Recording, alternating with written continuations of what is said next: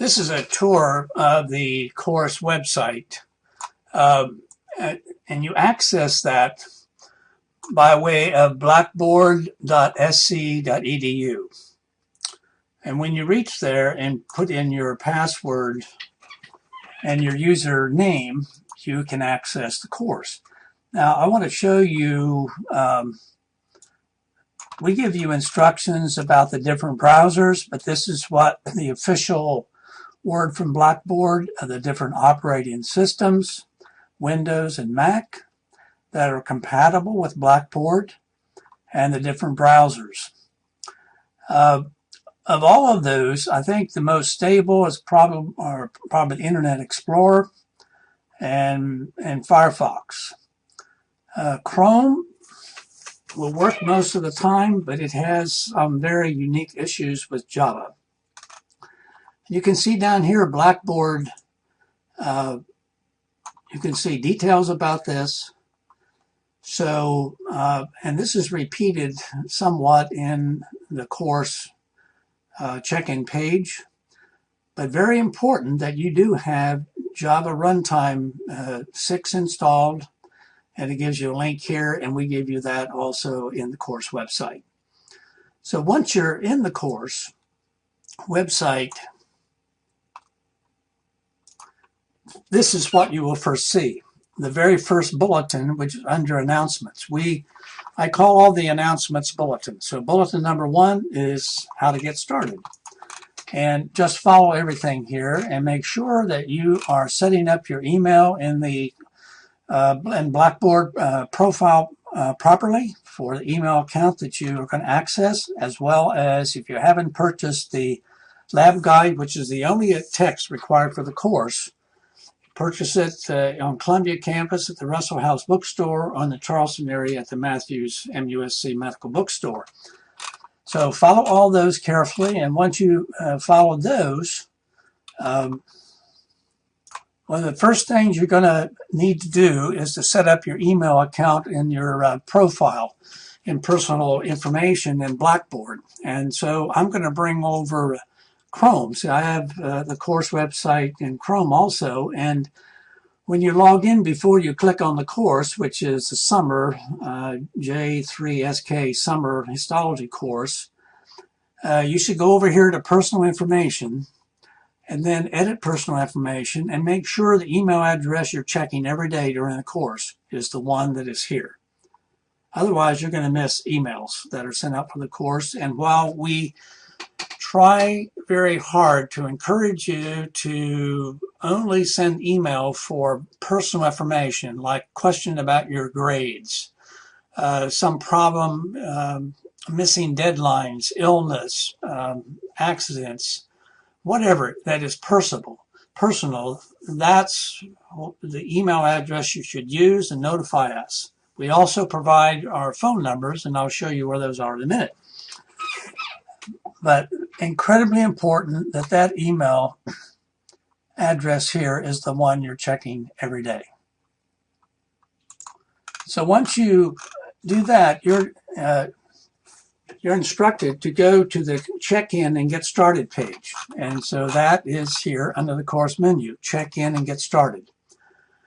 Now you notice here that there is a folder that you can click to open, but you're told that you need to mark this reviewed, because if you click on this folder now, it's empty. But if you go back and you click on mark reviewed, then you will see the course check-in page. And so it's important to follow all of these 10 steps here. And you would have, if you were watching this video, you would have already been in this course check-in page, because you would have clicked on the YouTube video here, which I actually am making right now. I'm going to replace, which is unique to this semester. Okay, so your technology is extremely important. We've also put here a PDF of what students from last semester, spring semester, reported that they were using. I can't emphasize enough to have multiple browsers installed, and make sure your Java and Adobe Flash is installed and up to date. Okay, so I'm going to go back here, and I don't need to, you're going to be directed to make sure that Biolucida Viewer is installed and your cloud set up to view lab specimens and take the quizzes and exams with virtual slides. You're also going to be instructed here to go to the lab resource. So if you can open this window in a separate page, then you can have it floating and do all these tasks and finish them. So WebMic. We're giving you 3 venues to access WebMic. This first one is from a campus server. It's a Windows server. And the second one is campus server, and it's a Linux server. The third one is from Europe. Now, when you click on this, if you have made the URL so that it's an exception in your Java control panel, then you're going to get this. If not, then, for example, if the URL you're accessing is this first one, you're going to have to follow the directions to make that as an exception in your Java control panel. And once you get it and you click Run, then it's going to work. So, and we give you plenty of tutorials and videos and instructions on interacting with WebMic, so I'm not going to repeat that here. But those 3 venues. Now, the third venue is coming from Europe, and that is always defaulted to the German language, but you can change that in the menu up the upper left under Einstellung, which is language, and change it to English. And then in a few seconds, another window will pop up and it will be in English. So what is the bottom line here? Well, the bottom line is that you have 3 venues for accessing WebMic. If one of them is not working properly, you have other venues. And you're giving all kinds of guidance here. So follow everything here. Make sure WebMic is working properly. Make sure you have the study guide purchased. And if you don't, you can get the cover image, the table of contents, and the tutorial, as well as the first unit, first two or 3 units, epithelial tissue. So you can get started doing the lab exercises if you haven't purchased the book at the moment. Okay, so the next thing you need to do is to install Biolucida. Now that will require you to download Biolucida, and you're given instructions here. You're given a video as well as PDF printed instructions for exactly how to do that. Just follow everything precisely and test it out.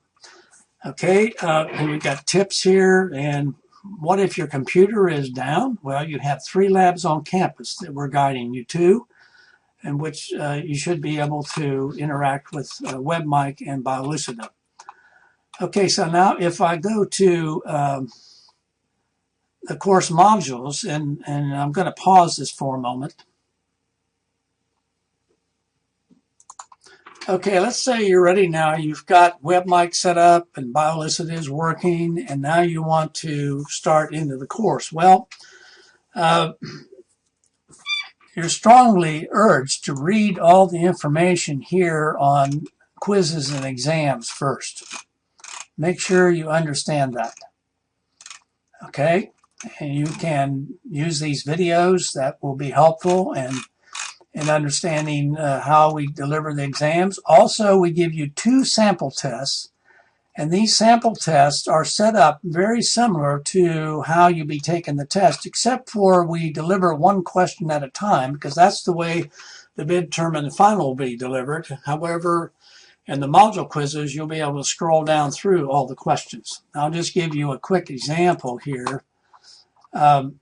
And you're also given the instructions for each test, and you can save a quiz or test at any time. However, always remember that the clock or the timer is running while you're out of the test. It does not stop when you exit the test. So if you have a technical difficulty, you need to solve it and get right back in. And if the technical difficulty is really compromising the graded quiz and exams, you need to email or call us so we can clear that and you can start over. But when you click to begin, then you're going to see one question at a time.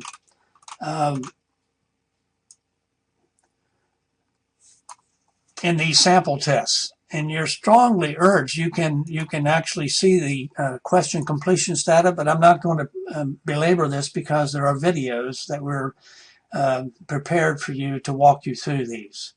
But you answer each question, and this is a type-in answer question where you're going to type in the answer down here. For the module quizzes and parts of the midterm and final, we also administer numerous multiple choice, matching and ordering type questions, and true and false. Okay, so I'm going to pause this so I can get out of this, except for to say one very important thing, and that is take these sample tests numerous times right away in the course, review your results immediately, in which you'll see all the questions delivered, and you can scroll down through them, and we have typed feedback. We give you the correct answer, so there's no excuse for getting a perfect score after several attempts. And this will get you used to taking part A of the module quizzes in the midterm and final exam. And then the sample quiz part B, you must take that within Biologist the Viewer, and you're given ample instructions how to do that. Make sure you take this sample quiz part B that has 20 questions over and over until you're comfortable, and you can zoom in and out on the virtual slides. All this is extremely important, and we do not give you credit for this, and so therefore we find that many students just neglect to do it. But it really is to your detriment, because you're going to find out that if you do this, then you're going to get along a lot better when you're taking the quizzes and exams. You won't have trouble. Okay, then if say you know all about the quizzes and exams now, if you click here, you're going to find your first quiz is a syllabus quiz, and you've got to take that in order to proceed in the course, as well as to mark that course check-in page reviewed. And so until you do that, for example, when you click on module 1 here, well, the first module quiz is not available yet. Let's go back here. And none of these module quizzes are available in the midterm, but you can learn about them and learn about what's on those quizzes. Like on the midterm exam, you can see how the midterm is laid out. It tells you all about it here. The only thing you can't get to yet, of course, is the exam. All kinds of instructions are provided for you, and it's advisable to familiarize yourself with this well ahead of time. Okay, let's go back now to, let's say you're ready to work in the course and you want to view the lectures and do the lab assignments. So you click on course modules, and then let's say you click on this first one and you want to view the introduction lecture. You're not going to be able to do that. Like we said, it's available even before the course started. And all the other lectures in the course are not available until you've marked the course check-in page reviewed and take the syllabus and schedule quiz. Now I'm going to turn this off the student view, and I'll show you that those are available after you do that. So let's click on course modules again. And when you click on module 1, this is what you're going to see. And I've got to click on the edit mode so we can see it as you will see it once you complete this. So there's module 1 lectures. And right now, the first lecture you're going to have access to is the introduction lecture. None of these will be available until June the 1st. But this one is available now, and you're going to click on the title of the lecture, and that is going to, and you can click here to launch the session. And then you're going to get a floating window like this, and the lecture is going to begin. Welcome to Histology Etc., Online, etc. Bio 530. So you follow that, Sawyer and I are and at the end of each lecture, there are quiz questions that count toward your grade. Be sure you study the syllabus and everything to understand. And on page 10 of the syllabus, you're given a table that shows you exactly how you can earn your grade in the course. For every lecture, you've got a PDF that shows all the slides. And you can minimize this. That is, reduce the magnification. And everything that we are saying in each slide is actually here to study offline. Okay, I think pretty much graduate students will need to make sure you get yourself familiar with the graduate student project and the deadlines. We've got helpful information on exploring virtual slides, which is very important in the course. You've got a very nice link to